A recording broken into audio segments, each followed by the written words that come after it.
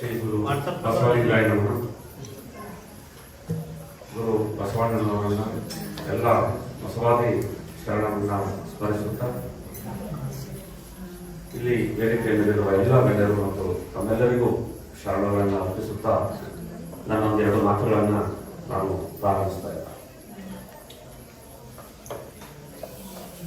ಈಗಾಗಲೇ ಅಕ್ಕವರು ತಮ್ಮ ಸ್ವಾಗತ ಭಾಷಣವನ್ನ ಮಾಡುವಾಗ ಎಂ ಕಲಬುರ್ಗಿ ಅವರ ಬಗ್ಗೆ ಕೆಲವು ಮಾತುಗಳನ್ನ ಆಡಿ ಅವರ ಪರಿಚಯವನ್ನು ತಾವು ಮಾಡಿಸ್ಕೊಂಡಿದ್ದಾರೆ. ಎಂ ಕಲಬುರ್ಗಿ ಅವರು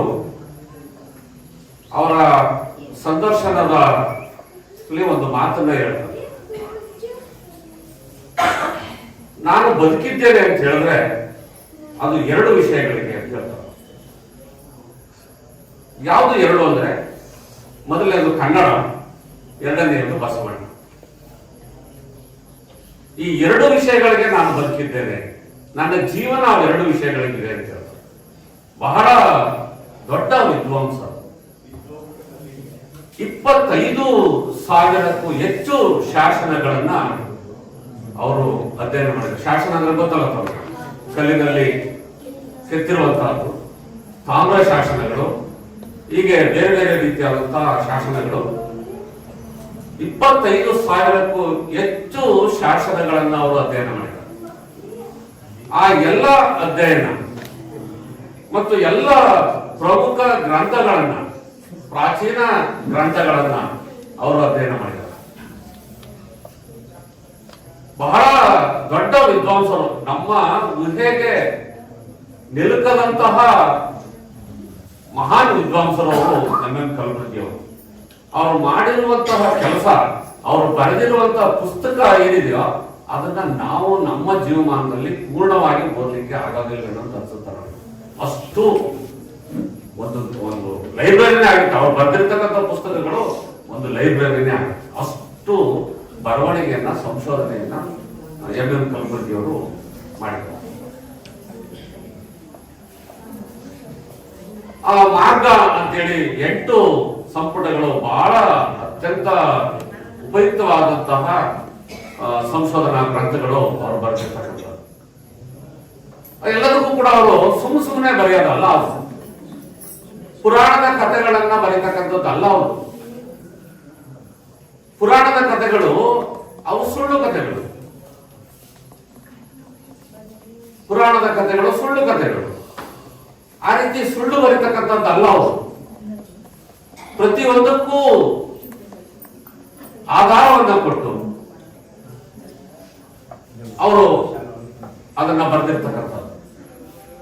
ಹಾಗಾಗಿ ಅವರ ಒಂದು ಸಂಶೋಧನೆ, ಅವರ ಅಧ್ಯಯನ ಮತ್ತು ಅವರ ಬರವಣಿಗೆ ಏನಿದೆ ಅದು ಇವತ್ತು ಕರ್ನಾಟಕದಲ್ಲಿ ಇಡೀ ಭಾರತದಲ್ಲಿ ಅತ್ಯುನ್ನತ ಮಟ್ಟದಲ್ಲಿ ಇವತ್ತು ಇದೆ. ದುರದೃಷ್ಟವಶಾತ್ ಅನಂತ ಮೂರ್ತಿ ಅಂತ ಒಬ್ರು ಬ್ರಾಹ್ಮಣ ಸಾಹಿತಿ ಇದ್ರು. ಅವರು ಯಾವುದೋ ಒಂದು ಪ್ರಸಂಗದಲ್ಲಿ ಹೇಳಿದಂತಹ ಒಂದು ಮಾತನ್ನ ಕಲಬುರ್ಗಿ ಅವರು ಯಾವುದೋ ಒಂದು ಸಂದರ್ಭದಲ್ಲಿ ಪುನರುಚ್ಚಾರ ಮಾಡ್ತಾರೆ. ಅದು ಕಲಬುರ್ಗಿಯವರ ಮಾತಲ್ಲ, ಅದು ಅನಂತಮೂರ್ತಿಯವರ ಮಾತು. ಅದು ಅನಂತಮೂರ್ತಿಯವರ ಮಾತನ್ನ ಕಲಬುರ್ಗಿಯವರು, ಅನಂತಮೂರ್ತಿಯವರು ಈ ರೀತಿ ಹೇಳಿದ್ರು ಅಂತ ಹೇಳ್ತಾರೆ. ಅದು ಒಂದೇ ಒಂದು ಕಾರಣಕ್ಕೆ ಅವರನ್ನ ಈ ಸೆಪ್ಟೆಂಬರ್ 30, 2015 ರಂದು ಅವರ ಮನೆಯಲ್ಲಿ ಗುಂಡಿಟ್ಟು ಸಾಯಿಸ್ತಾರೆ. ಕೊಲೆ ಆಗುತ್ತೆ ಎಂ ಕಲಬುರ್ಗಿ. ಈ ಕೊಲೆ ಬಸವಾದಿ ಶರಣರ ಕಾಲದಿಂದಲೂ, ಬಸವಾದಿ ಶರಣರ ಮೇಲೂ ಕೂಡ ಇಂಥದ್ದೇ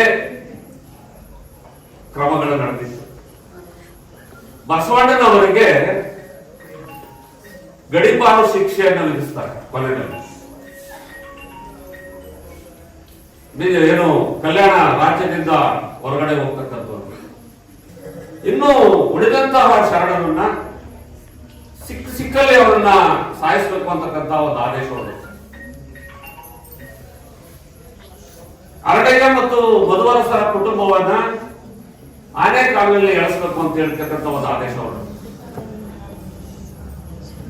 ನೋಡಿ, ಇದು ಬಸವಣ್ಣನವರ ಕಾಲದಿಂದಲೂ ಲಿಂಗಾಯತರ ಮೇಲೆ, ಲಿಂಗಾಯತ ಧರ್ಮದ ಮೇಲೆ ನಡೆದಿರ್ತಕ್ಕಂತಹ ಒಂದು ದೌರ್ಜನ್ಯ. ಅದು ಇವತ್ತಿಗೂ ಕೂಡ ಕೊನೆಯಾಗಿಲ್ಲ. ಯಾಕೆ ಈ ತರ ದೌರ್ಜನ್ಯ? ಇದಕ್ಕೆ ಕಾರಣ ಏನು? ಇದಕ್ಕೆ ಕಾರಣಗಳೇನು? ಯಾಕೆ ಎಂ ಕಲಬುರ್ಗಿ ಅಂತವರು ಕೊಲೆ ಆಗ್ತಾರೆ? ಅದಕ್ಕೆ ನಾನು ಒಂದು ಬಸವಣ್ಣನವರ ವಚನವನ್ನ ಒಂದು ಉಲ್ಲೇಖ ಮಾಡ್ತೇನೆ. ವೇದಕ್ಕೆ ಹೊರೆ ಕಟ್ಟುವೆ, ಶಾಸ್ತ್ರಕ್ಕೆ ನಿಗಳ ನಿಕ್ಕುವೆ, ತರ್ಕದ ಬೆನ್ನ ಬಾರನೆತ್ತುವೆ, ಆಗಮದ ಮೂಗ ಕೊಯ್ಯುವೆ, ನೋಡಯ್ಯ ಮಹಾದಾನಿ ಕೂಡಲ ಸಂಗಮದೆ. ಏನು ಈ ವಚನದ ಅರ್ಥ? ಬಸವಣ್ಣನವರ ಈ ವಚನದ ಅರ್ಥ ಏನು? ಈ ಭಾರತದಲ್ಲಿ 12ನೆಯ ಶತಮಾನದವರೆಗೆ ಅಥವಾ ಇವತ್ತಿನ ಪ್ರಸಕ್ತ ದಿನದವರೆಗೆ ವೇದಗಳು, ಅವು ಧರ್ಮಶಾಸ್ತ್ರಗಳು, ಆಗಮಗಳು, ವೇದಗಳು, ಆಗಮಗಳು, ಈ ಎಲ್ಲ ಇವು ಧರ್ಮಶಾಸ್ತ್ರಗಳು, ಅವುಗಳಿಗೆ ವಿರುದ್ಧವಾಗಿ ಮಾತಾಡುವಾಗಿಲ್ಲ. ಅವುಗಳಲ್ಲಿರ್ತಕ್ಕಂಥದ್ದೆಲ್ಲವೂ ಸತ್ಯ ಅಂತ ಏನು ಹೇಳ್ತಾ ಇದ್ರು, ಅದಕ್ಕೆ ಬಸವಣ್ಣನವರು ಮತ್ತು ಬಸವಾದಿ ಶರಣರು ವಿರುದ್ಧವಾಗ್ತಾರೆ. ವೇದಗಳನ್ನ ತಿರಸ್ಕರಿಸ್ತಾರೆ. ವೇದಕ್ಕೆ ಹೊರೆ ಕಟ್ಟುವೆ. ನೋಡಿ, ವೇದ ಆಗಮ ಎಲ್ಲವನ್ನ ಬಸವಾದಿ ಶರಣರು ಸಂಪೂರ್ಣವಾಗಿ ಅದನ್ನ ತಿರಸ್ಕಾರ ಮಾಡ್ತಾರೆ. ಹಾಗಾಗಿ ಈ ಒಂದು ದೌರ್ಜನ್ಯ ಲಿಂಗಾಯತರ ಮೇಲೆ ಬಸವಣ್ಣನವರ ಕಾಲದಿಂದ ಇವತ್ತಿನವರೆಗೂ ಇದು ಸತತವಾಗಿ ನಡ್ಕೊಂಡೇ ಬಂದಿದೆ. ಲಿಂಗಾಯತ ಧರ್ಮ ವೇದಗಳನ್ನಾಗ್ಲಿ ಆಗಮಗಳನ್ನಾಗ್ಲಿ ಯಾವುದನ್ನು ಸಹ ಒಪ್ಪೋದಿಲ್ಲ. ಆದ್ರೆ ನಾವು ಅದನ್ನ ತಿಳ್ಕೊಂಡಿವಿ. ಇದು ನಮ್ಮ ಸಮಸ್ಯೆ, ಧರ್ಮದ ಸಮಸ್ಯೆ ಅಲ್ಲ ಇದು ನಮ್ಮಗಳ ಸಮಸ್ಯೆ. ನಾವು ಇದನ್ನ ತಿಳ್ಕೊಂಡಿವಿ. ಹಾಗಾದ್ರೆ ನಾವು ಹಿಂದೂಗಳ ಅಂತಕ್ಕಂಥ ಪ್ರಶ್ನೆ ಬರುತ್ತೆ. ಹಿಂದೂಗಳ ಅಲ್ಲವಾ? ಯಾಕಂದ್ರೆ ಹೇಳಿದೆ ನಾನು, ವೇದಗಳನ್ನ ನಮ್ಮ ಧರ್ಮ ಒಪ್ಪೋದಿಲ್ಲ ಅಂತೇಳಿ. ಹಾಗಾದ್ರೆ ನಾವು ಹಿಂದೂಗಳ ಅಲ್ವಾ ಅಂತಕ್ಕಂಥ ಪ್ರಶ್ನೆ. ಮೊದಲನೇದಾಗಿ ಹಿಂದೂ ಅಂತಕ್ಕಂಥದ್ದು ಅದು ಧರ್ಮನೇ ಅಲ್ಲ.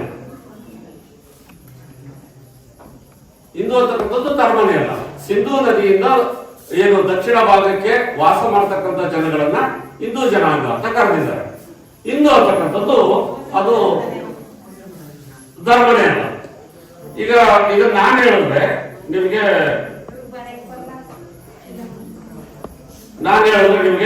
ಅದು ಏನಪ್ಪಾ, ಇವರು ಹಿಂದೂಗಳು ಹಿಂದೂ ಧರ್ಮನೇ ಅಲ್ಲ ಅಂತಾರೆ. ಎಲ್ಲರೂ ಈ ದೇಶಾದ್ಯಂತ ಹಿಂದೂ ಧರ್ಮ ಅಂತೇಳಿ ಕೂಗಾಡ್ತಾ ಇದ್ದಾರೆ. ಇವರು ಹಿಂದೂ ಧರ್ಮ ಅಲ್ಲ ಅಂತ ಹೇಳ್ತಾರೆ ಅಂತ ನಿಮ್ಗೆ ಯಾಕೋ ಆಶ್ಚರ್ಯ ಆಗ್ತದೆ. ಈ ವಿಡಿಯೋ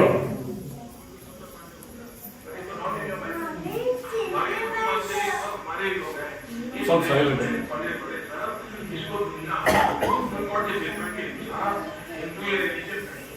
ಏನು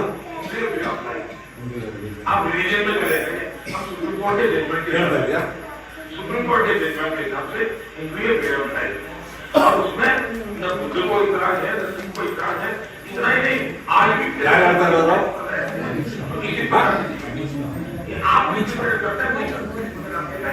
नरेंद्र मोदी और हम जो करते हैं सुप्रीम कोर्ट के जजमेंट के हिसाब से करते हैं. और संदर्शन कार्यक्रम हम आगे तो ध्यान नहीं ಹಿಂದೂ ರಿಲಿಜನ್ ನಹಿ ಹೈ. ಹಿಂದೂ ಅಂತಕ್ಕಂಥದ್ದು ಅದು ಧರ್ಮ ಅಲ್ಲ, ಅದು ಒಂದು ಸಂಸ್ಕೃತಿ. ಅದು ಯಾರು ಹೇಳ್ತಾರದು? ಪ್ರಧಾನಿ ನರೇಂದ್ರ ಮೋದಿ ಅವರು ಹೇಳ್ತಾರೆ. ನಾನು ಹೇಳಿದ್ರೆ ನೀವು ಸುಳ್ಳು ಹೇಳ್ತಾ ಇದ್ದೀರಿ ಅಂತ ಹೇಳ್ಬೋದು. ಹಾಗಾದ್ರೆ ವೇದ ಆಗಮ ಇವೆಲ್ಲ ಬರ್ತಾವಲ್ಲ, ಇದು ಯಾವ ಧರ್ಮ ಅಂದ್ರೆ ಅದು ಸನಾತನ ಧರ್ಮ. ಸನಾತನ ಧರ್ಮ. ಈ ಸನಾತನ ಧರ್ಮದ ಏನು ಧರ್ಮ ತತ್ವಗಳಿದೆ ಅದನ್ನ ಬಸವಣ್ಣನವರು, ಬಸವಾದಿ ಶರಣರು ಅದನ್ನ ಸಂಪೂರ್ಣವಾಗಿ ನಿರಾಕರಿಸಿ ಅವರು ಲಿಂಗಾಯತ ಅಂತೇಳಿ ಹೊಸ ಧರ್ಮವನ್ನ ಸ್ಥಾಪನೆ ಮಾಡಿದ್ರು 12ನೇ ಶತಮಾನ. ಈಗಾಗಲೇ ಶಿವಪ್ರಸಾದ್ ಅವರು ಮಾತಾಡ್ತಾ ಹೇಳಿದ್ರು, ಹೆಂಗಸರಿಗೆ ಸಮಾನತೆ ಇಲ್ಲ ಯಾವುದೇ ಧರ್ಮದಲ್ಲಿ, ಪ್ರಪಂಚದಲ್ಲಿ ಲಿಂಗಾಯತ ಧರ್ಮ ಬಿಟ್ರೆ ಬೇರೆ ಯಾವುದೇ ಧರ್ಮದಲ್ಲಿ ಲಿಂಗಾಯತರಿಗೆ ಸಮಾನತೆ ಇಲ್ಲ. ಅದು ಸತ್ಯವಾದ ಮಾತು. ಎಲ್ಲ ರೀತಿಯ ಧಾರ್ಮಿಕ ಸಮಾನತೆಯನ್ನು ಕೊಟ್ಟಿರ್ತಕ್ಕಂಥದ್ದು ಕೇವಲ ಲಿಂಗಾಯತ ಧರ್ಮ ಮಾತ್ರ ಹೆಣ್ಣು ಮಕ್ಕಳಿಗೆ. ಬೇರೆ ಯಾವುದೇ ಧರ್ಮದಲ್ಲಿ, ಕ್ರಿಶ್ಚಿಯನ್, ಮುಸ್ಲಿಂ, ನೀವು ಬೌದ್ಧ, ಬುದ್ಧ ಧರ್ಮದಲ್ಲಿ ಅಷ್ಟೊಂದು ಹೇಳ್ತಾರೆ. ಬುದ್ಧ ಅವರ ಹೆಂಡತಿ ಮತ್ತು ತಾಯಿಗೆ ಧರ್ಮ ಭಿಕ್ಷೆಯನ್ನ ಕೊಡಬೇಕು ಅಂತ ಕೇಳ್ಕೊಂಡಾಗ ಹೆಂಗಸರಿಗೆ ಧರ್ಮ ಭಿಕ್ಷೆಯನ್ನ ಕೊಡ್ಲಿಕ್ಕೆ ಆಗೋದಿಲ್ಲ ಅಂತ ಬುದ್ಧರು ಹೇಳಿದ್ರು ಅಂತಕ್ಕಂಥ ಒಂದು ವಾದ ಇದೆ. ಅವರ ಹೆಂಡತಿ ಮತ್ತು ಅವರ ತಾಯಿಗೆ ಕೊನೆಗೆ ಬಹಳ ಒತ್ತಾಯದ ನಂತರ ಬುದ್ಧ ಅವರ ಹೆಂಡತಿ ಮತ್ತು ತಾಯಿಗೆ ಬುದ್ಧ ಧರ್ಮದ ದೀಕ್ಷೆಯನ್ನ ಕೊಟ್ಟರು ಅಂತಕ್ಕಂಥ ಒಂದು ಪ್ರಸಂಗ ಕೂಡ ಕೆಲವು ಕಡೆ ಉಲ್ಲೇಖ ಇದೆ. ಹಾಗಾಗಿ ಜೈನ ಧರ್ಮದಲ್ಲಾಗಲಿ ಸಿಖ್ ಧರ್ಮ ಯಾವುದೂ ಸಹ ಧಾರ್ಮಿಕ ಸಮಾನತೆ ಸ್ಥಾನಮಾನಗಳು ಹೆಣ್ಮಕ್ಳಿಗಿಲ್ಲ. ಲಿಂಗಾಯತದಲ್ಲಿ ಮಾತ್ರ ಬಸವಾದಿ ಶರಣರು ಅದನ್ನ ಕೊಟ್ಟಿದ್ದಾರೆ. ಹಾಗಾಗಿ ಹಿಂದೂ ಧರ್ಮದ ತತ್ವಗಳನ್ನ ಯಾಕೆ ನಿರಾಕರಿಸಿದ್ರು ಮತ್ತು ನಾವು ಅದನ್ನ ಒಪ್ಕೊಳ್ಬೇಕ ಈಗ ನಾವು ಹಿಂದೂಗಳು ಅಂತ ಹೇಳ್ಬೇಕಂದ್ರೆ ಮುಖ್ಯವಾದ ಕಾರಣ, ಹಿಂದೂ ಧರ್ಮದಲ್ಲಿ 4 ವರ್ಣಗಳಿವೆ: ಬ್ರಾಹ್ಮಣ, ಕ್ಷತ್ರಿಯ, ವೈಶ್ಯ, ಶೂದ್ರ. ನಾವು ಯಾವ ವರ್ಣದಲ್ಲಿ ಬರ್ತೀವಿ? ಬ್ರಾಹ್ಮಣರಲ್ಲ. ಬ್ರಾಹ್ಮಣರಂದ್ರೆ ಜನಿವಾರ ಹಾಕ್ಬೇಕು, ನಾವು ಜನಿವಾರ ಹಾಕಲ್ಲ, ಆದ್ರಿಂದ ಬ್ರಾಹ್ಮಣರಲ್ಲ. ಕ್ಷತ್ರಿಯರಲ್ಲ, ದೇಶ ಆಡ್ತಕ್ಕಂಥವ್ರು, ಯುದ್ಧ ಮಾಡ್ತಕ್ಕಂಥವ್ರು ಕ್ಷತ್ರಿಯರಲ್ಲ. ಅದೇ ರೀತಿ ವೈಶ್ಯರು ಅಲ್ಲ, ವ್ಯಾಪಾರಿಗಳು ಅಲ್ಲ. ಆದ್ರಿಂದ ನಾವು 4ನೇ ವರ್ಗ, ನಾವು ಬರ್ತಕ್ಕಂಥದ್ದು ಶೂದ್ರರು.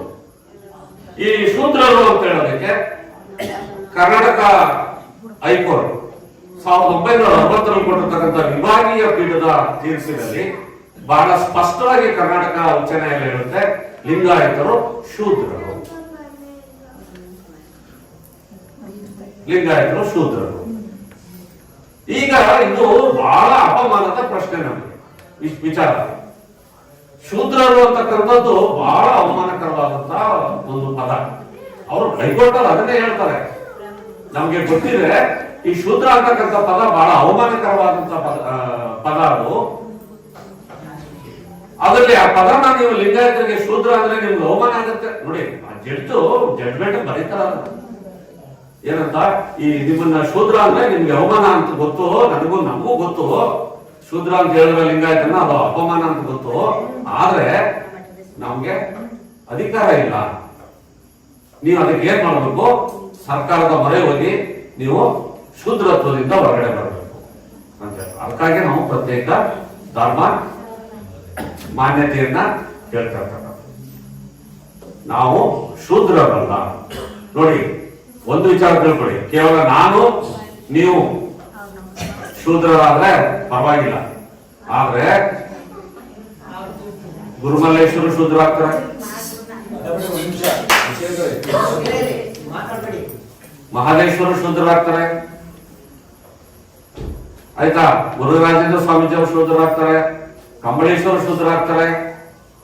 ಎಲ್ಲ ಮೊನ್ನೆ ನಾವು ನಡೆದಾಡುವ ದೇವರು ಅಂತ ಶಿವಕುಮಾರ ಸ್ವಾಮೀಜಿ ಅವರೇನು ಹೇಳ್ತಾ ಇದ್ರಿ, ಅವರು ಕೂಡ ಶೂದ್ರರಾಗ್ತಾರೆ. ಒಪ್ಕೊಳ್ತೀರ ಅವ್ರನ್ನ ಶೂದ್ರ ಅಂತ? ಸಾಧ್ಯನಾ ಅದು? ಯಾಕೆ ನಾವು ಪ್ರತ್ಯೇಕ ಧರ್ಮ ಸ್ಥಾನಮಾನವನ್ನ ಕೇಳ್ತಾ ಇದೀವಿ ಅಂತ ಹೇಳಿದ್ರೆ, ನಾವು ಈ ಶೂದ್ರ ಅನ್ನುವ ಪದದಿಂದ ನಾವು ಹೊರಗಡೆ ಬರಬೇಕು. ನಾವು ಶೂದ್ರರಲ್ಲ, ನಾವು ಶ್ರೇಷ್ಠರು. ನಮ್ಮ ಧರ್ಮ ಶ್ರೇಷ್ಠ ಧರ್ಮ ಅನ್ನೋದನ್ನ ನಾವು ಸಾಬೀತುಪಡಿಸಬೇಕು. ಅದಕ್ಕಾಗಿ ನಾವು ಹಿಂದೂಗಳಲ್ಲ. ಇದು ಒಂದು ವಿಚಾರ. ಎರಡನೇ ವಿಚಾರ, ವೀರಶೈವ ಲಿಂಗಾಯತ. ನೋಡಿ, ಎಂ ಕಲಬುರ್ಗಿ ಅವರದು ಪುಸ್ತಕ ತಂದಿರ್ಬೇಕು ಮಾರಾಟಕ್ಕೆ. ತಂದಿದ್ದೀರಾ? ಪುಸ್ತಕಗಳು ತಂದಿದ್ದೀರಾ? ನೋಡಿ, ಪುಸ್ತಕಗಳನ್ನ ತರಿಸಿದ್ದೀವಿ ನಾವು. ಎಂ ಕಲಬುರ್ಗಿ ಅವರು ಬರೆದಿರ್ತಕ್ಕಂಥ ಕೆಲವು ಲೇಖನಗಳನ್ನ, ಆಯ್ದ ಲೇಖನಗಳನ್ನ ಇಲ್ಲಿ ಸಂಕಲನ ಮಾಡಿ ಕೊಟ್ಟಿದೆ. ಇದು ಲಿಂಗಾಯತ ಸ್ವತಂತ್ರ ಧರ್ಮ ಅಂತೇಳಿ ಎಂ ಎಂ ಕಲಬುರ್ಗಿ ಅವರ ಪುಸ್ತಕ. ಇದರಲ್ಲಿ ಅವರು ಬಹಳ ಅವರ ಸಂಶೋಧನೆಯ ಕೆಲವು ಲೇಖನಗಳನ್ನು ಕೊಟ್ಟಿದ್ದಾರೆ. ಈ ಪುಸ್ತಕದ ಬೆಲೆ 100 ರೂಪಾಯಿ. ಆದ್ರೆ ನಾವು ಅದನ್ನ ಏನು ಅದು ನಮಗೆ ಪಬ್ಲಿಷರ್ ಏನ್ ಕೊಟ್ಟಿದ್ರು ಆ ರೇಟ್ಗೆ ಅದನ್ನ ನಾವು ಮಾರಾಟ ಮಾಡ್ತೇವೆ 70 ರೂಪಾಯಿ. ಶಿವಪ್ರಸಾದ್ ಅವರು ತಂದಿದ್ದಾರೆ. ಆಸಕ್ತಿ ಇರ್ತಕ್ಕಂಥವ್ರು ಅದನ್ನ ಕೊಂಡ್ಕೊಂಡು ಓದ್ಬೇಕದನ್ನ. ಓದಿದ್ರೆ ಅರ್ಥ ಆಗುತ್ತೆ. ನಾನು ಹೇಳ್ತಕ್ಕಂಥ ಸುಳ್ಳ ಸತ್ಯವಂತ ಬೇಕಾದ್ರೆ ನಾನೇನ್ ಸತ್ಯ ಹೇಳ್ತಾ ಇದ್ದೀನಿ ಅಂತ ನೀವು ಅಂದ್ಕೊಳ್ಳಬಾರ್ದು. ಓದಿ ಖಚಿತ ಮಾಡ್ಕೋಬೇಕು. ನೀವು ಸತ್ಯ ಹೇಳೋದ ಸುಳ್ಳು ಹೇಳೋದ. ನೀವು ಓದ್ಲಿಲ್ಲ ಅಂದ್ರೆ ನಾ ಹೇಳಿದ್ರೆ ಸತ್ಯ ಅಂತ ಅಂದ್ಕೊಂಡು ನನಗೆ ಹೋಗ್ಬೇಕು. ಅದಾಗಬಾರ್ದು. ನೋಡಿ, ಇದರಲ್ಲಿ ಅವರು ಬಹಳ ಸ್ಪಷ್ಟವಾಗಿ ಹೇಳ್ತಾರೆ. ಇದು ವೀರಶೈವ 12ನೇ ಶತಮಾನಕ್ಕಿಂತ ಮೊದಲು ಇತ್ತ ಅಂತಕ್ಕಂಥ ಪ್ರಶ್ನೆ. ಅದಕ್ಕೆ ಯಾವುದೇ ದಾಖಲೆಗಳು ಲಭ್ಯತೆ ಇಲ್ಲ. ಶಾಸನಗಳಾಗಲಿ, ಯಾವುದೇ ಸಂಸ್ಕೃತ, ತಮಿಳು, ತೆಲುಗು, ಕನ್ನಡದ ಯಾವುದೇ ಗ್ರಂಥಗಳಲ್ಲಿ ವೀರಶೈವ ಪದದ ಉಲ್ಲೇಖ ಇಲ್ಲ. ತಾವು ಅದನ್ನ ಗಮನಿಸಬೇಕು. ಬಸವಣ್ಣನವರು ಬರೋದಕ್ಕಿಂತ ಮೊದಲು ಇಲ್ಲ. ಮತ್ತೆ ವೀರಶೈವ ಪದದ ಮತ್ತೆ ಮೊದಲ ಬಳಕೆ ಯಾವಾಗ ಬರುತ್ತೆ ಅಂತ ಹೇಳಿದ್ರೆ 14ನೇಯ 13ನೇಯ ಶತಮಾನದ ಉತ್ತರಾರ್ಧ ಭಾಗದಲ್ಲಿ ಭೀಮಕವಿ ಬರೆದಂತಹ ಬಸವ ಪುರಾಣಮು ಅನ್ನುವಂತಹ ಗ್ರಂಥದಲ್ಲಿ ಮೊದಲನೇ ಬಾರಿಗೆ ವೀರಶೈವ ಪದ ಕಾಣಿಸ್ಕೊಳ್ಳುತ್ತೆ. ಅಂದ್ರೆ 1350ರಿಂದ 1400ನೇ ಇಸ್ವಿಯ ಮಧ್ಯಭಾಗದಲ್ಲಿ 14ನೇ ಶತಮಾನದಲ್ಲಿ ಈ ಪದ ಕಾಣಿಸ್ಕೊಳ್ಳುತ್ತೆ. ಬಸವಣ್ಣನವರು ಲಿಂಗೈಕ್ಯರಾದ ಸುಮಾರು 200 ವರ್ಷಗಳ ನಂತರ ಮೊದಲ ಬಾರಿಗೆ ಈ ವೀರಶೈವ ಪದ ಕಾಣಿಸ್ಕೊಳ್ಳುತ್ತೆ. ಅದಕ್ಕೂ ಮೊದಲು ಅದನ್ನ ಒಂದು ವ್ರತವಾಗಿತ್ತು ಅಂತಕ್ಕಂಥ ಒಂದು ಸಂಶೋಧನಾ ವಿಷಯ ಕೂಡ ಇದೆ. ವೀರಶೈವ ವ್ರತ, ಅದು ಜಾತಿನೂ ಅಲ್ಲ, ಅದು ಧರ್ಮನೂ ಅಲ್ಲ, ಅದು ಒಂದು ವ್ರತ ಆಗಿತ್ತು, ಒಂದು ಆಚರಣೆ ಇತ್ತು ಅದು ಅಂತಕ್ಕಂಥದ್ದು. ಹಾಗಾಗಿ ಈ ವೀರಶೈವ ಅಂತ ಪದ ಬಂದಿದ್ದೆ ಬಸವಣ್ಣನವರ ಲಿಂಗೈಕ್ಯರಾದ ಸುಮಾರು 200 ವರ್ಷಗಳ ನಂತರ. ದಾಖಲೆಯ ಪ್ರಕಾರ ನಾವು ಹೇಳ್ಬೇಕಾದ್ರೆ ಇದು 5000 ವರ್ಷದಿಂದ ಇತ್ತು, 6000 ವರ್ಷದಿಂದ ಇತ್ತು ಅಂತ ಹೇಳ್ತಾರೆ. ಯಾವ ದಾಖಲೆಗಳು ನಮಗೆ ಈ ಕ್ಷಣದವರೆಗೆ ಇದಕ್ಕೆ ಲಭ್ಯತೆ ಇಲ್ಲ. ಮತ್ತೆ ಈ ವೀರಶೈವ ಸಿದ್ಧಾಂತವನ್ನ ಮಂಡಿಸ್ತಕ್ಕಂಥವ್ರು ಆಧಾರವಾಗಿ ಇಟ್ಕೊಳ್ತಕ್ಕಂಥದ್ದು ಸಿದ್ಧಾಂತ ಶಿಖಾಮಣಿ ಅನ್ನುವಂತ ಒಂದು ಗ್ರಂಥ. ವೀರಶೈವ ಸಿದ್ಧಾಂತ ಶಿಖಾಮಣಿ. ವೀರಶೈವ ಸಿದ್ಧಾಂತ ಶಿಖಾಮಣಿ ಸುಮಾರು 5000-6000 ವರ್ಷಗಳ ಹಿಂದೆನೆ ಅದು ರಚನೆಯಾಗಿದೆ. ಮತ್ತೆ ಏನು ರೇಣುಕಾಚಾರ್ಯರು 5-6 ವರ್ಷಗಳ ಹಿಂದೆ ಹುಟ್ಟಿದ್ರು. ಅವರು ಬಲ್ಲಿಪಾಕಿಯಲ್ಲಿ ಲಿಂಗೋದ್ಭವರಾದ್ರು. ಅವರು ಅದನ್ನ ಅಗಸ್ತ್ಯ ಋಷಿಗೆ ಅದನ್ನ ಬೋಧನೆ ಮಾಡಿದ್ರು. ಶಂಕರಾಚಾರ್ಯರಿಗೆ ಲಿಂಗವನ್ನ ಕೊಟ್ಟರು ರೇಣುಕಾಚಾರ್ಯರು ಅಂತೆಲ್ಲ ಕಥೆಗಳನ್ನ ಹೇಳ್ತಾರೆ. ಅಗಸ್ತ್ಯರ ಕಾಲಮಾನ ನಂಬಿಕೊಂಡ್ರೆ, ಅಗಸ್ತ್ಯ ಇದ್ರು ಅಂತ ನಂಬಿಕೊಂಡ್ರೆ ಅಗಸ್ತ್ಯರ ಕಾಲಮಾನ ಯಾವುದು? ರಾಮಾಯಣ ಅಥವಾ ಮಹಾಭಾರತದ ಕಾಲ. ಸುಮಾರು 3,000-5,000 ವರ್ಷಗಳ ಹಿಂದೆ. ಶಂಕರಾಚಾರ್ಯರ ಕಾಲಮಾನ ಯಾವುದು? 6ನೇ ಶತಮಾನ, ಅಂದ್ರೆ 1400 ವರ್ಷಗಳ ಹಿಂದೆ. ಹಾಗಾದ್ರೆ 3000 ವರ್ಷಗಳಿಂದ ಶಂಕರಾಚಾರ್ಯರವರೆಗೆ ರೇಣುಕಾಚಾರ್ಯರು ಬದುಕಿದ್ರ? 4000-5000 ವರ್ಷಗಳವರೆಗೆ ಬದುಕಿದ್ರ ಅನ್ನುವಂತ ಪ್ರಶ್ನೆ. ನೋಡಿ, ಎಷ್ಟು ಒಂದು ಸುಳ್ಳು ಹೇಳಕ್ ಹೋದ್ರೆ 10 ಸುಳ್ಳು ಸಿಗಾಕೊಳ್ಳಿ, ಬರೇ ಸುಳ್ಳು. ಆ ನಂತರ ಸಿದ್ಧಾಂತ ಶಿಖಾಮಣಿ ರಚನೆಯಾಗಿದೆ. ಸಿದ್ಧಾಂತ ಶಿಖಾಮಣಿಯ ಎಲ್ಲ ಇದು ಕೂಡ 1000 ವರ್ಷಗಳಿದ್ದು ಅಂತ. ಅದಕ್ಕೆ ಕುಂದೂರು ಮಠದ ಸ್ವಾಮೀಜಿಯವರು ಅದರ ಬಗ್ಗೆ ದೊಡ್ಡ ಸಂಶೋಧನೆಯನ್ನ ಮಾಡಿದ್ದಾರೆ. ನೋಡಿ, ಇಲ್ಲಿದೆ ಆ ಪುಸ್ತಕ ತಂದಿದೆ ನಾನು. ಇದು ಸಿದ್ಧಾಂತ ಶಿಖಾಮಣಿ ಮತ್ತು ಶ್ರೀಕರ ಭಾಷ್ಯ ನಿಜದ ನಿಜ, ಇದರ ನಿಜ ಸತ್ಯತೆ ಎಷ್ಟು ಸಿದ್ಧಾಂತ ಶಿಖಾಮಣಿ. ಅವರು ಅದರಲ್ಲಿ ಸ್ಪಷ್ಟವಾಗಿ ಅವರ ಸಂಶೋಧನೆಯಲ್ಲಿ ಬಹಳಷ್ಟು ದೊಡ್ಡ ಅಧ್ಯಯನವನ್ನು ಮಾಡಿ ಅದನ್ನ ಅವರು ಈ ಗ್ರಂಥದಲ್ಲಿ ಸ್ಪಷ್ಟವಾಗಿ ಹೇಳ್ತಾರೆ. ಸಿದ್ಧಾಂತ ಶಿಖಾಮಣಿಯ ರಚನೆ ಅದು 15ನೇ ಶತಮಾನದಲ್ಲಿ ಉತ್ತರಾರ್ಧದಲ್ಲಿ ಆಗಿದೆ. 1450ರಿಂದ 1500 ಇಸ್ವಿನಲ್ಲಿ ಆಗಿದೆ. ಅಂದ್ರೆ ಬಸವಣ್ಣನವರ ಲಿಂಗೈಕ್ಯರಾದ ಸುಮಾರು 300 ವರ್ಷಗಳ ನಂತರ ಈ ಸಿದ್ಧಾಂತ ಶಿಖಾಮಣಿ ಗ್ರಂಥದ ರಚನೆಯಾಗಿದೆ. ಎಲ್ಲ ಸುಳ್ಳು. 4000 ವರ್ಷದಿಂದ ಇತ್ತು ವೀರಶೈವ, 5000 ಬಸವಣ್ಣವ್ರು ಬಂದು ಸೇರ್ಕೊಂಡ್ರು, ಎಲ್ಲ ಸುಳ್ಳು. ಅದಕ್ಕೆ ಯಾವ ಇದಿಲ್ಲ, ಎಲ್ಲ ಕಾಗಕ್ಕ ಗುಬ್ಬಕ್ಕ ಕಥೆ, ಯಾವ ಆಧಾರನೂ ಆದ್ರಿಂದ ಈ ವೀರಶೈವ ಅಂತಕ್ಕಂಥದ್ದು ಅಲ್ಲ, ಲಿಂಗಾಯತ ಅಂತಕ್ಕಂಥ ಇದರಲ್ಲಿ ಎಂ ಕಲಬುರ್ಗಿ ಅವರ ಲೇಖನಗಳನ್ನು ತಾವು ಓದ್ಬೇಕು. ತಾವು ಅದರಲ್ಲಿ ತಮಗೆ ಮನದಟ್ಟಾಗುತ್ತೆ. ಈಗಿನ ರಂಭಾಪುರಿ ಪೀಠ ಏನಿದೆಯೋ ಆ ರಂಭಾಪುರಿ ಪೀಠ ಅದು ರಂಭಾಪುರಿ ಒಂದು ಸಂಸ್ಥಾನ ಅವರ ವಶಕ್ಕೆ ಬಂದಿದ್ದೇ 16ನೇ ಶತಮಾನದಲ್ಲಿ ಇರ್ತಕ್ಕಂಥದ್ದನ್ನ ಶಾಸನದ ಸಹಿತವಾಗಿ ಕಲಬುರ್ಗಿ ಅವರ ಪುಸ್ತಕದಲ್ಲಿ ಹೇಳ್ತಾರೆ. ರಂಭಾಪುರಿ ಮಠ ಅದು ಮೊದಲು ಬೇರೆ ಮಠ, ಬೇರೆ ಸಂಸ್ಥಾನ ಆಗಿತ್ತು. ಇವರು ಅದನ್ನ ಆಕ್ರಮಿಸಿಕೊಂಡು ತಮ್ಮದನ್ನಾಗಿ ಮಾಡಿಕೊಂಡ್ರು ಅಂತೇಳಿ ಅವರು 16ನೇ ಶತಮಾನದಲ್ಲಿ ಅದನ್ನ ತಮ್ಮದಾಗಿ ಮಾಡಿಕೊಂಡ್ರು ಅಂತಕ್ಕಂಥ ಒಂದು ಸ್ಪಷ್ಟವಾದ ಇದನ್ನ ಅಲ್ಲಿ ಇರತಕ್ಕಂಥ ಶಾಸನದ ಆಧಾರದ ಮೇಲೆ ಅವರು ಎಂ ಕಲಬುರ್ಗಿ ಅವರು ಈ ಪುಸ್ತಕದಲ್ಲಿ ಉಲ್ಲೇಖ ಮಾಡಿದ್ದಾರೆ. ನೋಡಿ, ಇಷ್ಟೆಲ್ಲ ಇದ್ರೂ ಸಹ ನಮ್ಮಲ್ಲಿ ಈ ವೀರಶೈವ ಅಂತಕ್ಕಂಥದ್ದೇ ಸರಿ, ವೀರಶೈವ ಆಮೇಲೆ ಲಿಂಗಾಯತ ಅದು ತಪ್ಪು. ನಮ್ದೇನಿದ್ರು ಲಿಂಗಾಯತ ಅಷ್ಟೇ, ವೀರಶೈವ ಅಲ್ಲ. ಅದನ್ನ ಹೇಳೋದಕ್ಕೆ ಯಾವುದೇ ಸಂಕೋಚ, ಯಾವುದೇ ಭಯ, ಆತಂಕ ಬೇಕಾಗಿಲ್ಲ. ನಾವು ಹಿಂದೂಗಳು ಅಲ್ಲ, ನಾವು ವೀರಶೈವರು ಅಲ್ಲ, ನಾವು ಲಿಂಗಾಯತರು, ಲಿಂಗವಂತರು. ನೋಡಿ, ಇನ್ನೊಂದು ವಿಷಯ, ವಚನಗಳಲ್ಲಿ ಲಿಂಗಾಯತ ಲಿಂಗವಂತ ಪದಗಳಿದೆಯೇ ಹೊರತು ವೀರಶೈವ ಪದ ಇಲ್ಲ. ಅದನ್ನ ತಾವು ಗಮನಿಸಬೇಕು. ವಚನಗಳಲ್ಲಿ ಆ ರೀತಿ ಇದ್ದಿದ್ರೆ ಬರಿತಾ ಇದ್ರು, ವೀರಶೈವ ಅಂತ ಬರಿತಾ ಇದ್ರು ಶರಣರು, ಆದ್ರೆ ಅಂತ ಉಲ್ಲೇಖ ಇಲ್ಲ. ಲಿಂಗವಂತ, ಲಿಂಗಾಯತ ಇಂತಹ ಉಲ್ಲೇಖಗಳು ನಮ್ಮ ವಚನಗಳಲ್ಲಿ ಕಂಡು ಬರ್ತವೆ. ಸೊ ಹಾಗಾಗಿ ಇವೆಲ್ಲ ಆಧಾರ ಪೂರ್ವಕವಾಗಿ ವೀರಶೈವ ಅಂತಕ್ಕಂಥದ್ದು ಅಲ್ಲ, ಲಿಂಗಾಯತ. ಈಗಾಗಲೇ ಪ್ರಸಾದಣ್ಣ ಅವರು ಮಾತಾಡ್ತಾ ಈ ವೀರಶೈವ ಏನು ಜಾತಿ ಪ್ರಮಾಣ ಪತ್ರದ ಬಗ್ಗೆ ನಮ್ಮ ಇವರು ಒಂದು ಪ್ರಶ್ನೆಯನ್ನು ಕೇಳಿದ್ರು. ಈ ವೀರಶೈವ ಪದ ಈ ಜಾತಿ ಪ್ರಮಾಣ ಪತ್ರದಲ್ಲಿ ಸೇರ್ಬೇಕಾದ್ರೆ ಎಂ ಟಿ ಪ್ರಕಾಶ್ ಅವರು ಮಂತ್ರಿ ಆಗಿದ್ದಾಗ ಅವರೇ ಕಾರಣ. ಒಂದು ಜಾತಿ ಪ್ರಮಾಣ ಪತ್ರವನ್ನ ಸರ್ಕಾರ ಕೊಡಬೇಕಾದ್ರೆ ಅದಕ್ಕೆ ಕೆಲವು ಕ್ರಮಗಳಿವೆ. ಅದೇನು ಅಂತ ಹೇಳಿದ್ರೆ ಮೊದಲು ಅದ್ರ ಬಗ್ಗೆ ಪ್ರಪೋಸಲ್ ಬರುತ್ತೆ, ಏನೋ ಒಂದು ಸೂಚನೆ ಬರುತ್ತೆ, ಏನು ಇಂಥದನ್ನ ನಾವು ಒಂದು ಜಾತಿಯನ್ನಾಗಿ ಸೇರಿಸಬಹುದಾ, ಜಾತಿ ಲಿಸ್ಟ್ ನಲ್ಲಿ ಪಟ್ಟಿಯಲ್ಲಿ ಸೇರಿಸಬಹುದಾ. ಆ ನಂತರ ಅದು ಸಂಬಂಧಿಸಿದ ಕಾನೂನು ಇಲಾಖೆ ಮತ್ತು ಸಂಬಂಧಿಸಿದ ಇಲಾಖೆಯಲ್ಲಿ ಅದು ಪರಿಶೀಲನೆ. ಆ ಪರಿಶೀಲನೆ ಆದ ನಂತರ ಅದು ಕ್ಯಾಬಿನೆಟ್ ಅಲ್ಲಿ ಬರ್ತದೆ. ಮುಖ್ಯವಾಗಿ ಅಂದ್ರೆ ಮಂತ್ರಿ ಮಂಡಲ ಸಭೆಯಲ್ಲಿ ಅದು ಒಂದು ಚರ್ಚೆ ಆಗ್ತದೆ. ಆ ಚರ್ಚೆ ಆದ ನಂತರ ಮತ್ತು ಅದು ಒಪ್ಪಿಗೆ ಆದ್ರೆ ಮಂತ್ರಿ ಮಂಡಲ ಸಭೆಯಲ್ಲಿ, ನಂತರ ಅದು ಸರ್ಕಾರದಿಂದ ಸಂಬಂಧಿಸಿದ ಇಲಾಖೆಯಲ್ಲಿ ಗೆಜೆಟ್ ನೋಟಿಫಿಕೇಶನ್ ಆಗುತ್ತೆ. ಇಷ್ಟು ಕ್ರಮಗಳು ನಡೆಯುತ್ತೆ. ಆದ್ರೆ ಜಾತಿ ಪ್ರಮಾಣ ಪತ್ರದಲ್ಲಿ ವೀರಶೈವ ಅಂತ ಸೇರಿಸೋದಕ್ಕೆ ಇದು ಯಾವ ಪ್ರಕ್ರಿಯೆನೂ ನಡೆದಿಲ್ಲ.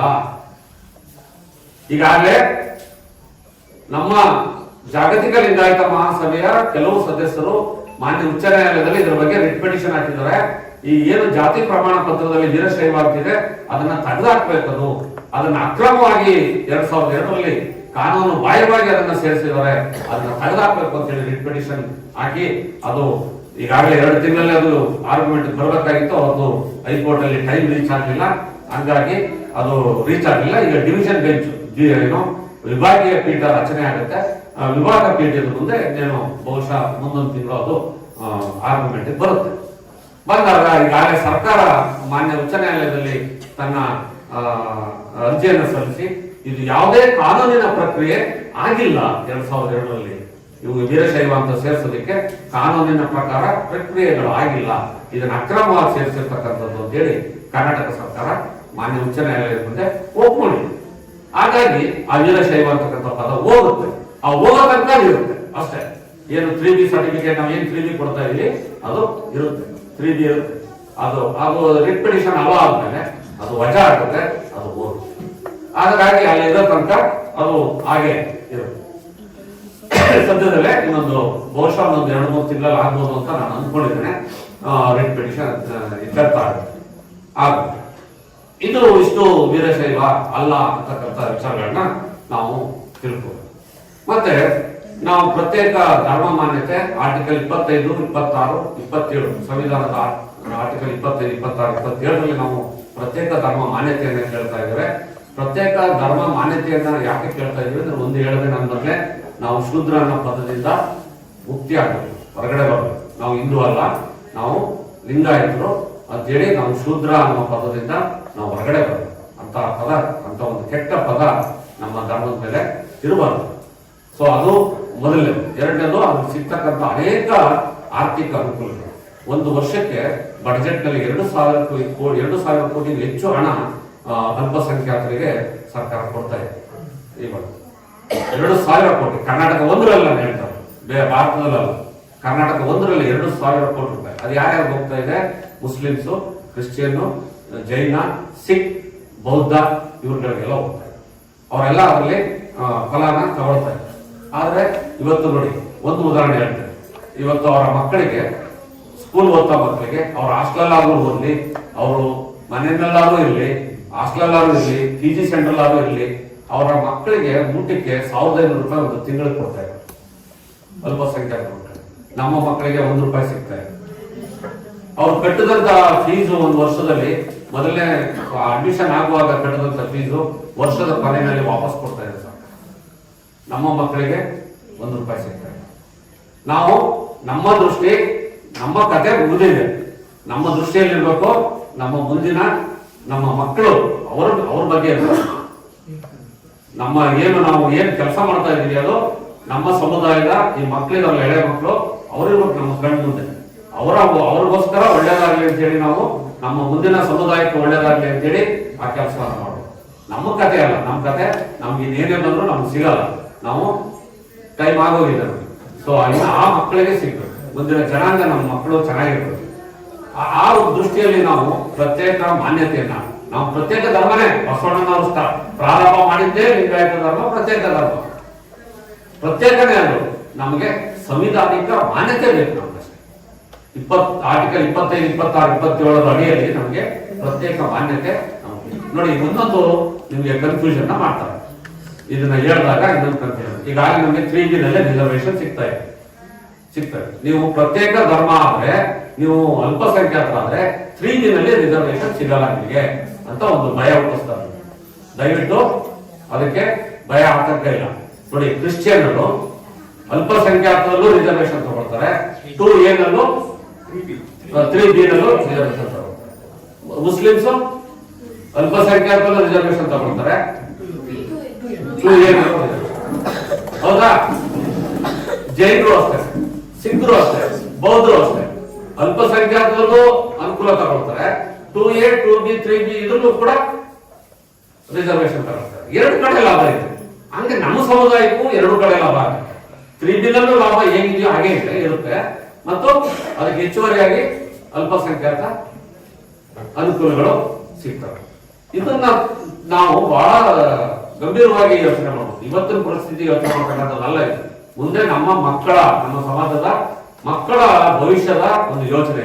ಹಾಗಾಗಿ ಯಾರು ಏನು ಕೆಟ್ಟದಾಗಿ ಇವರು ಧರ್ಮ ಹೊಡ್ಕೊಡ್ತಾರೆ, ಯಾವ ಧರ್ಮನೂ ಹೊಡಿತಕ್ಕಂಥದ್ದಲ್ಲ. ವೀರಶೈವರು, ನಾನು ಹೇಳಿದೆ, ವೀರಶೈವ ಲಿಂಗಾಯತ ಅಂತ. ವೀರಶೈವರೇನು ಬೇರೆಯವರಲ್ಲ, ಅವರು ನಮ್ಮವರೇ.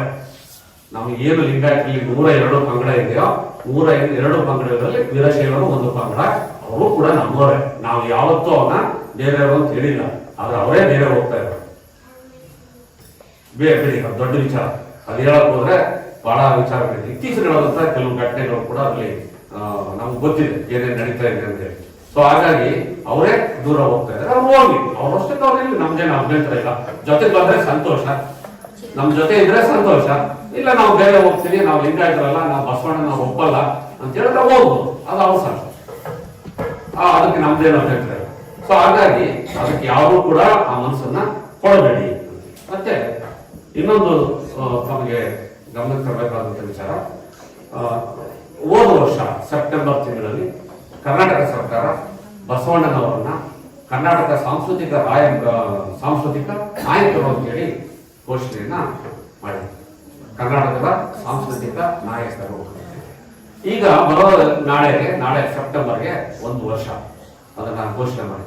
ಆ 1 ವರ್ಷದ ಆದ ಕಾರಣ ಎಲ್ಲ ಕರ್ನಾಟಕದ ಎಲ್ಲ ಲಿಂಗಾಯತ ಮಠಾಧೀಶರು, ಇದು ಯಾರೋ ರಾಜಕೀಯ ಪಕ್ಷ ಅಲ್ಲ, ಯಾವುದು ಸಂಘ ಸಂಸ್ಥೆಗಳಲ್ಲ, ಯಾರು ಮಾಡ್ತಾ ಇಲ್ಲ, ಎಲ್ಲ ಮಠಾಧೀಶರು ಸೇರಿ 6 ತಿಂಗಳ ಹಿಂದೆನೆ ಒಂದು ಯೋಜನೆ, ಹಲವಾರು ಸಭೆಗಳನ್ನ ಮಾಡಿ ಒಂದು ಯೋಜನೆಯನ್ನ ಮಾಡಿದ್ದಾರೆ.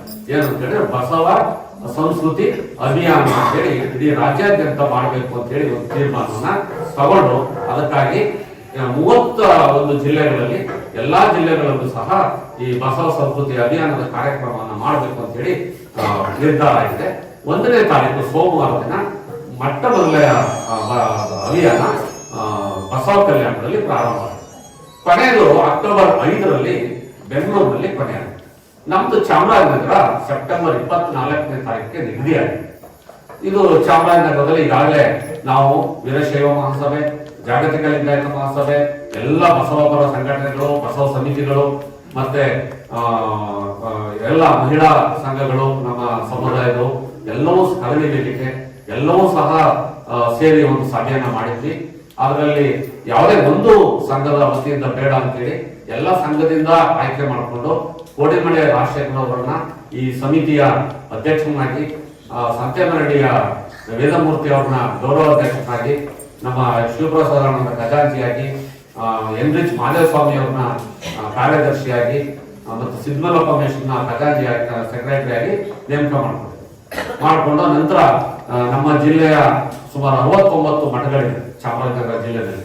ಎಲ್ಲ ಮಠಾಧೀಶರ ಸಭೆಯನ್ನ ನಾವು 12ನೇ ತಾರೀಕು ನಗರದ ಮಠದಲ್ಲಿ ಕರೆದಿದ್ವಿ. ಎಲ್ಲಾ ಮಠಾಧೀಶರು ಕೂಡ ಅದಕ್ಕೆ ನಾವು ಸಂಪೂರ್ಣವಾಗಿ ನಾವು ಇದಕ್ಕೆ ಭಾಗಿಯಾಗ್ತದೆ, ನಾವು ಈ ಕಾರ್ಯನ ಅತ್ಯಂತ ಯಶಸ್ವಿತವಾಗಿ ಮಾಡಬೇಕು ಅಂತ ಹೇಳಿ ಅವರು ಒಂದು ತಾಲೂಕಿಗೆ ಒಬ್ಬರು ಸ್ವಾಮೀಜಿ ಅಂತೆ ಅವರು 5 ಜನ ಸ್ವಾಮೀಜಿಗಳನ್ನ ಸಂಚಾಲಕರಾಗಿ ಮಾಡ್ಕೊಂಡಿದ್ದಾರೆ ಸ್ವಾಮೀಜಿ. ಮತ್ತು ಅವರು ಸಹ ಅದಕ್ಕೆ ತಮ್ಮ ಆರ್ಥಿಕ ನೆರವನ್ನ ನೀಡ್ತಾರೆ. ಸ್ವಾಮೀಜಿಯವರು ಸಹ ಅದಕ್ಕೆ ಖರ್ಚು ವೆಚ್ಚಗಳನ್ನ ಭರಿಸ್ತೇವೆ ನಾವು ಅಂತೇಳಿ ಎಲ್ಲ ಒಪ್ಕೊಂಡಿದ್ದಾರೆ. ಆ ದಿನ 24ನೇ ತಾರೀಕು ನಮ್ಮ ಜಿಲ್ಲೆಯ ರಾಜಕೀಯ ಅಲ್ಲಿ ಇರ್ತಕ್ಕಂಥವ್ರು, ಇದರ ಮಾಜಿಯಾಗಿರ್ತಕ್ಕಂಥ ಎಲ್ಲ ಒಂದು ಗಣ್ಯರನ್ನು ಸಹ ನಾವು ಆಹ್ವಾನ ಮಾಡ್ತಾ ಇದ್ದೇವೆ. ನಿನ್ನೆ ಗುಂಡ್ಲುಪೇಟೆ ಶಾಸಕರು ಮತ್ತೆ ಮಾಜಿ MLAಗಳಾದಂತಹ ನಿರಂಜನ್ ಕುಮಾರ್ ಮತ್ತೆ ಮಲ್ಲಿಕಾರ್ಜುನ ಅವ್ರನ್ನ ನಿನ್ನೆ ರಾತ್ರಿ ಹೋಗಿ ನಾವು ಆಹ್ವಾನ ಮಾಡಿ ಬಂದಿದ್ದಾರೆ. ಮತ್ತೆ ಇವತ್ತು ನಾವು ಯಾವುದೇ ಮಾಡಿದ್ರು ಚಾಮರಾಜನಗರದವರು ನಮ್ಮ ಪಕ್ಕದ ತಾಳ್ವಾಡಿ ತೀರ್ಥ ಏನಿದೆ ಅಲ್ಲಿಯ ನಮ್ಮ ಸಮುದಾಯ ಜನಗಳನ್ನ ಈ ಕಾರ್ಯಕ್ರಮಕ್ಕೆ ಆಹ್ವಾನ ಮಾಡಲಿಕ್ಕೆ ಬೆಳಿಗ್ಗೆ ನಾನು ಮತ್ತು ಶಿವಪ್ರಸಾದನ್ನ ಮತ್ತು ಕೋಡಿಮಳೆ ರಾಜಶೇಖರನ್ ಅವರು ಹೋಗಿದ್ವಿ. ಅಲ್ಲಿ ಅವನ್ನೆಲ್ಲರನ್ನು ತಾಳ್ವಾಡಿ ತೀರ್ಥದಲ್ಲಿರ್ತಕ್ಕಂಥ ನಮ್ಮ ಸಮುದಾಯದವರಿಗೆ ಒಂದು ಆಹ್ವಾನವನ್ನು ಕೊಟ್ಟು ಬಂದಿದೆ. ಸೊ ಹೀಗೆ ಈ ಒಂದು ಕಾರ್ಯಕ್ರಮವನ್ನ ಯಶಸ್ವಿಯಾಗಿ ಮಾಡಬೇಕು ಅಂತೇಳಿ ನಾವೆಲ್ಲ ಯೋಚನೆ ಮಾಡಿಕೊಂಡು ಸುತ್ತೂರು ಶ್ರೀಗಳನ್ನ ಭೇಟಿ ಮಾಡ್ಲಿಕ್ಕೆ ಹೋಗಿದ್ವಿ. ಆಗಸ್ಟ್ 15ನೇ ತಾರೀಕು ಆ ದಿನ ಅವರು 3 ಗಂಟೆಗೆ ಭೇಟಿ ಆಯ್ತು. ಆಗ ನಮ್ಮಲ್ಲಿ ಎಲ್ಲಿ ಮಾಡಬೇಕು ಕಾರ್ಯಕ್ರಮ, ಏನ್ ಮಾಡಬೇಕು, ಯಾವ ರೀತಿ ಅನ್ನೋದು ಸ್ವಲ್ಪ ಗೊಂದಲ ಇತ್ತು ನಮ್ಮಲ್ಲಿ. ಅದಕ್ಕೆ ಸೂಕ್ತವಾದ ಜಾಗ ಎಲ್ಲ ಗೊಂದಲ ಇತ್ತು. ಆಮೇಲೆ ಅದನ್ನ ಎಲ್ಲ ಕೇವಲ 5 ನಿಮಿಷದಲ್ಲಿ ಸುತ್ತೂರು ಶ್ರೀಗಳು ಅದನ್ನೆಲ್ಲಾನು ಪ್ರಯಾಣ ಮಾಡಿದ್ರು. ಅಷ್ಟೇ ಅಲ್ಲ, ಅವರು ಬಹಳ ಇದಾಗಿ ಖಚಿತವಾಗಿ ಹೇಳಿದರೆ ಈ ಕಾರ್ಯಕ್ರಮ ಅತ್ಯಂತ ಯಶಸ್ವಿ ಆಗಬೇಕು, ವಿಜೃಂಭಣೆಯಿಂದ ನಡೀಬೇಕು ಅಂತಕ್ಕಂಥ ಒಂದು ಆದೇಶವನ್ನ ಸುತ್ತೂರು ಶ್ರೀಗಳು ಹೇಳಿದ್ದಾರೆ. ಮತ್ತೆ ಅವರ ಅದಕ್ಕೋಸ್ಕರ ತಮ್ಮ ಕಾಲೇಜು ಕ್ಯಾಂಪಸ್ ಅನ್ನ ಏನು ಮಹಿಳಾ ಬಾಲಕಿಯರ ಪ್ರೌಢಶಾಲೆ ಕಟ್ಟಡ ಇದೆ ಅಲ್ಲಿ ಕಾರ್ಯಕ್ರಮವನ್ನು ಮಾಡಿ ಮಳೆ ಬಂದು ಸಹ ಆಗುತ್ತೆ ಅಂತ ಹೇಳಿದ್ದಾರೆ. ಊಟ ಪ್ರಸಾದ ವ್ಯವಸ್ಥೆ ಹಿಂದ್ಗಡೆ ಇರ್ತಕ್ಕಂಥ ಜಾಗದಲ್ಲಿ ಮಾಡಿ ಅಂತ ಅವರು ಹೇಳಿದ್ದಾರೆ.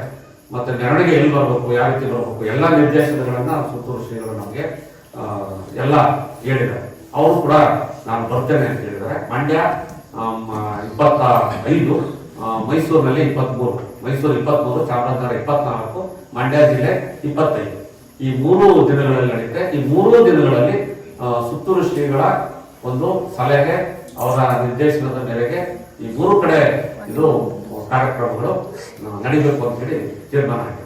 ಹಾಗಾಗಿ ಈ ಕಾರ್ಯಕ್ರಮಗಳಿಗೆ ತಾವು ಕೂಡ ಎಲ್ಲರೂ ಗ್ರಾಮದ ಎಲ್ಲ ಬಂದು ಹಾಜರಾಗಿ ಮಾಡಬೇಕು. ಕಾರ್ಯಕ್ರಮದಲ್ಲಿ ಏನೇನೆಲ್ಲ ಇರುತ್ತೆ ಅಂತ ಹೇಳಿದ್ರೆ, ಬೆಳಿಗ್ಗೆ 10 ಸಂವಾದ ಕಾರ್ಯಕ್ರಮ, ಕಾಲೇಜು ವಿದ್ಯಾರ್ಥಿಗಳ ಜೊತೆ ಸಂವಾದ ಕಾರ್ಯಕ್ರಮ ಇರುತ್ತೆ. ಉತ್ತರ ಕರ್ನಾಟಕದ ಮಠಗಳಿಂದ ಬರ್ತಾರೆ.